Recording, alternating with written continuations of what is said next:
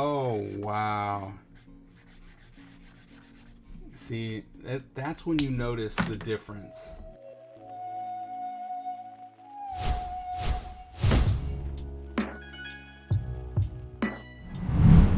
Hello everyone, and welcome to another episode of Is It Worth It, where I go around the world and the internet looking for art supplies to make your life just a little bit better, or to make you enjoy the craft just this much more. Now today we are going to go back to markers because, well, they're some of my favorite art utensils, and there are so many of them, but we are going to go to a high brand name, Windsor Newton, and we're going to try out the Windsor Newton watercolor markers. I'm super excited to try these because, like I said, Windsor Newton is known for their very high quality markers, and I'm very curious if this product is actually worth the amount of money that they are charging for it. And so super excited to try something a little bit different than normal when we normally go to like Five Below and the Dollar Tree and stuff like that to try and to see if there are quality art supplies at a more reasonable price. But now we're going to go and try Windsor Newton watercolor brush markers, and we're going to see, I believe they're brush markers, but we're going to see if they are actually worth it. So come on, let's go check them out. Alright, so right off the bat, that is a metal tin. That is a metal tin, right? So obviously super quality, right? It's very nice. Great presentation. These markers, they remind me of Tria markers. All right, I don't know if they are still in existence, but this kind of bullet shape and the dual-ended, this reminds me of a Tria marker. And okay, so see, brush marker. And I don't know, it feels that way, right? Like the plastic itself, it feels very light, and I think it's not necessarily that the plastic feels plastic, but the actual label, like the label is very slick, and it just, I don't like the actual marker itself feels fine, but I don't know, I don't like the label that's kind of over it, which I'm sure you could get rid of, and with some Goo Gone you can get all the sticky stuff out of the way. But yeah, it feels like a Tria marker. So if you've ever tried Tria markers, you know exactly how they feel. Now, it's got a bullet tip, and so this bullet is actually a lot smaller than a lot of the bullet tips that you find normally. So this is definitely going to be a more fine point bullet. And then this brush has such a strong tip. Like, wow, that is sharp. I'm very excited to try that one out because, wow, that is a very strong point, right? That is a very strong point. And so you should be able to get some really nice thin lines, but also it's got a nice wide base, so it's going to make these very thick lines as well. And one thing that I really do like is you can tell that the ink is already in that brush, right? So the ink flow should be absolutely fantastic because that looks very saturated. So I'm very excited about that. All right, so let's hear the snap. Oh, got a nice snap to it. Let's see about the other side. Oh, it's got a snap, but it's not as super. But it does have this little stopper so that your thing doesn't roll around. And we know from Tria markers, oh, look, see, this part posts, but the other one, unless they've done something different. Yeah, see? Oh, now I lost it. Yep, and that's why we like that when they can post, we like that, so it doesn't fall behind your desk somehow, right? And so it posts on one side, this side posts, right? But the other side does not, and that is just sad, and especially for something that is expensive, right? And it costs a lot of money. The fact that you have to worry about your cap disappearing, that stinks. All right, so I have watercolor paper because it is supposed to be a watercolor marker. So we're gonna try and move some of the water, some of the marker around, but we're going to do that with a watercolor. But because it is also a marker, we're going to try it once again on our trusty Bristol board from Strathmore 300 series. And we're going to try it on that first, and then we're going to see how it differs when we use it on the watercolor. All right, so first, woo, whoa, that is super vibrant. That is so nice. That is so nice, and it's not even beading. Like most of the markers that we get in other places, it beads instantly from the top, right? So when you put your marker down, it doesn't bead up. That's impressive. So that's something I would say is very rare in most markers. So yeah, look at that really thin line. So the brush itself is actually pretty sturdy, right? It's a kind of a firm brush, but it does have that nice tip, so you can get into smaller spaces and really make some nice lines. And it's super vibrant. Like, these colors are great.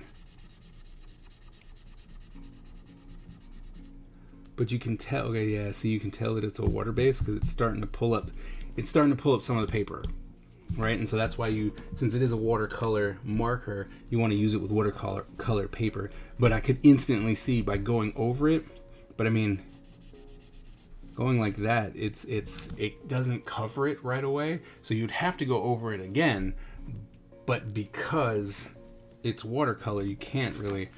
But you know what though? After it starts drying, wow. Okay, we're gonna try it with a different color, but after it starts drying, it actually kind of blends together. Oh, okay. All right, let's try this green color. All right. Yep, still not, it doesn't bead at the front. Ink flow is nice. I mean, I gotta say, the color actually, that's pretty close. I think that the actual marker is more vibrant than the actual color that's on the sticker. Right, but super vibrant, ink flows real nice. Right. Once you get something going, oh, but you can, yeah. So we're gonna make this just like that, and then we're gonna let that dry. We're gonna see if it'll actually dry in a nice color or if it will be streaky. I'm gonna assume it's streaky just because, right, it's a water. That's one of the easiest ways that you can find out if it's watercolor, or I mean if it's a water-based marker, is that when you go over it just once, while you will, even with alcohol markers, you will get this streaky sensation, but it'll look like there's little white beads everywhere, right? And that's the water seeping into the pores of the paper. Ink flow, I mean, can't deny that. Ink flow's real nice. Comes out very clean, vibrant throughout the whole thing. Although I may have had some old ones because 2 of my markers are almost dead. Well, look at that. Kicks back. Okay, so they weren't dead, they just weren't used. And that's the one thing that you always have to consider. Like, we never know how long a product has actually been sitting there. So it might take a little bit to get started, right? To get the ink back down into the actual brush or the bullet. So before you throw it away, like after you use it a couple times and you're like, oh no, it's dead because the ink's not coming, just keep at it for a little bit longer, because if it's dead, it'll stay dead. But if it just needed to be reactivated, and then just give it a little bit, right? But yeah, these are, I mean, they're nice. They are nice. The flow is real nice. I like the brush, right? It's firm but still flexible. So I do like the brush.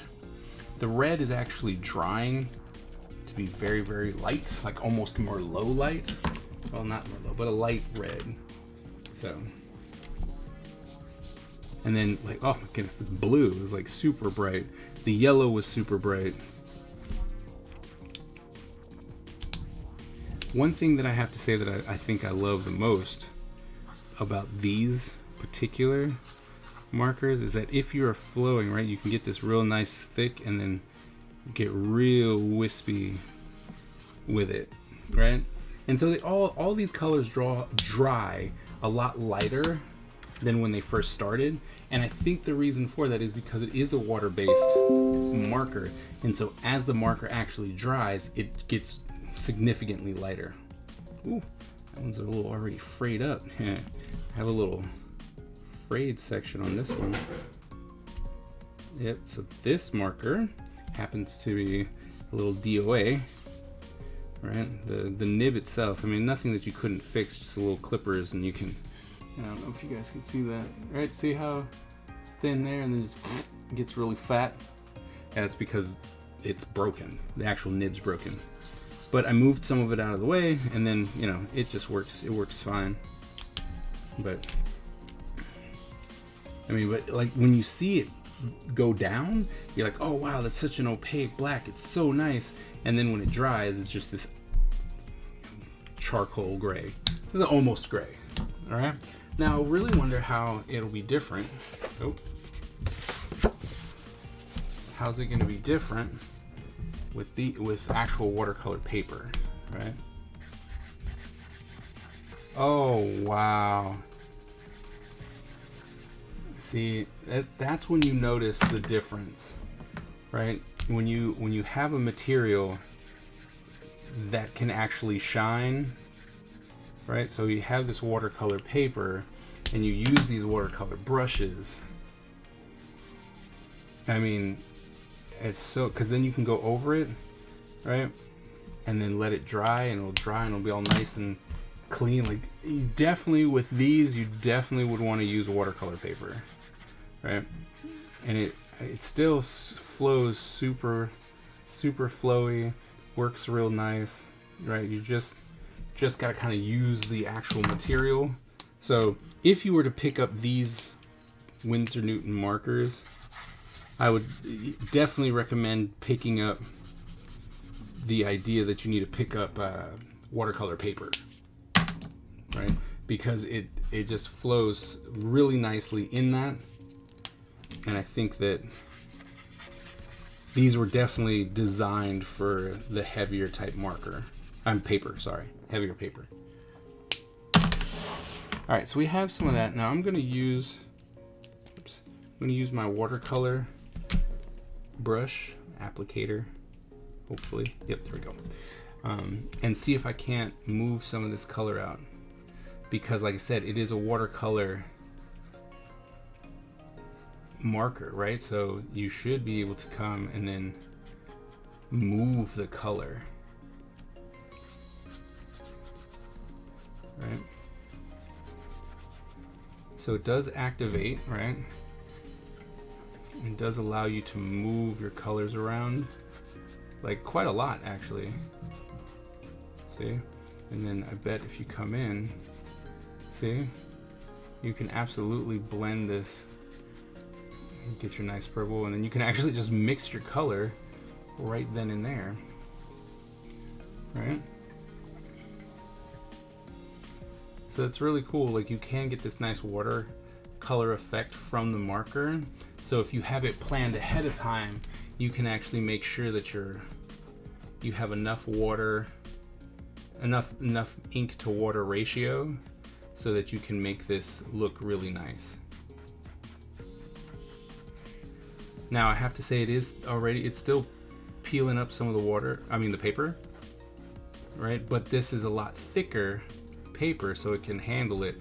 But you just got to know that it is still picking up that, and it might be because it's just too much water, and I should have. But look, I mean, see, so you can even create your own palette, because this is just what was on. That's just what's on my brush, right? So you could even come in and start creating your own color palette just by like, oh, well, I'm going to put this color over here, and then I'll mix it, and then I can mix it together, right? So, right? And just, See, it just comes straight down. Like I have to say the pigment in here is very malleable to a little bit of water. Right, so if you got yourself a little water, the only problem is like the minute you hit the water, right, then right above it, it gets darker, gets more saturated. So that is definitely something you have to keep in mind, because you'd have to kind of keep playing around with it to try and not activate all that color, right, so that it looks more natural as it blends out. Now there's a good possibility that it'll dry, but yeah, so you can look at that. So I mean, that's pretty good. That's pretty nice. And I wonder, so just get rid of this real quick. And I wonder, like, once, right, because all that's still just wet. Yeah, but I'm tearing up the paper now. Right, but the paper's still holding up. Yeah, the paper's super thick. So it's pulling up the top layers a little bit, right? But I wonder if we come down, if we can reactivate like the little bits. No, not really. A little bit. So once it's dried, depending on how much pigment is there, you can still spread it. So I mean, that is one huge plus for the Windsor Newton watercolor brushes, is the fact that you can really pull, you can really pick and pull the color and activate it. So it's really nice. Very, very nice.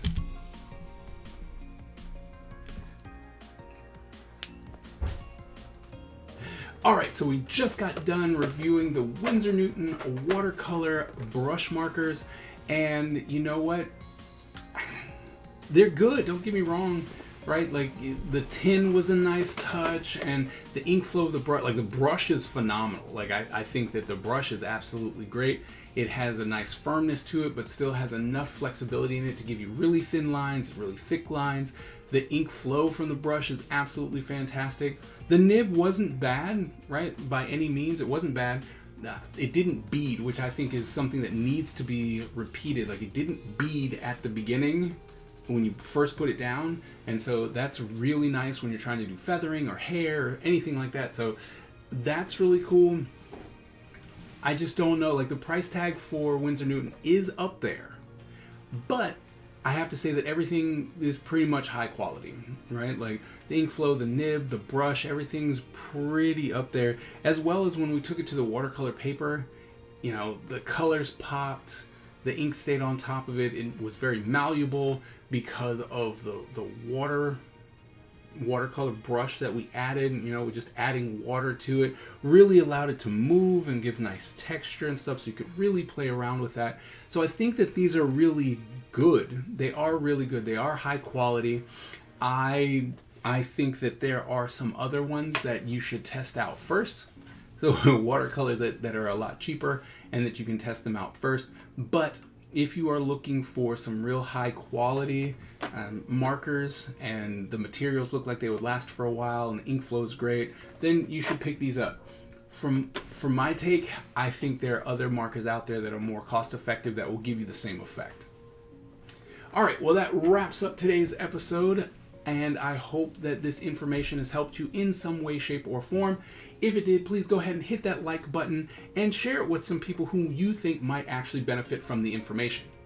If you are new here, please go ahead and hit that subscribe button and the bell so that you get notified every single time that I drop new content. Speaking of new content, if you have any products that you would like me to review, just go ahead and drop it in the comments below and I will add it to the list. Thank you all so very much, and I will see you at the next episode.